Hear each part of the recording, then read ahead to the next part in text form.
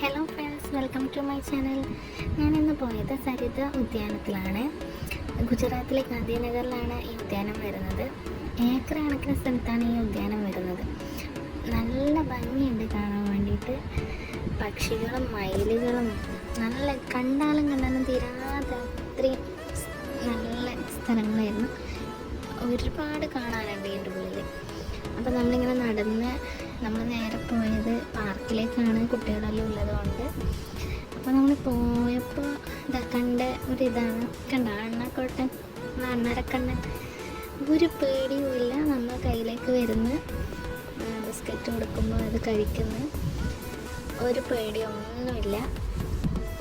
ഒരാൾക്ക് കൊടുത്ത് കഴിഞ്ഞപ്പോൾ കൂട്ടത്തോടെ കുറേ ആൾ വരുന്നു.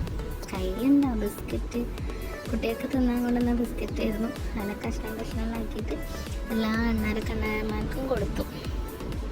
നല്ലൊരു രസമുണ്ടായിരുന്നു ആ ഒരു അനുഭവം കയ്യിൽ നിന്ന് വാങ്ങിപ്പോകുന്നത്.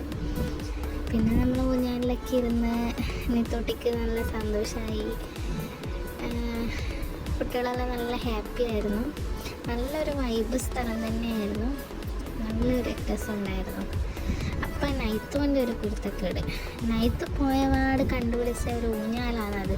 അത് അവന് ഈസിയായിട്ട് കയറിയിരിക്കാനെല്ലാം പറ്റുന്നതുകൊണ്ട് അവനത് ഇഷ്ടപ്പെട്ടു. അപ്പം ഞാൻ നിർബന്ധിച്ച് വിളിച്ച് വാ നൈത്ത് വാ, വേറെ ഇതെല്ലാം കയറണം. അപ്പം ആ ദേഷ്യത്തിന് അമ്മക്ക് ഞാൻ കുറച്ച് മണ്ണ് കൊണ്ടുതരാമെന്ന് പറഞ്ഞിട്ട് അങ്ങനെ മണ്ണ് വാരി എന്നെ എറിയാൻ വരുന്ന രംഗ അത്.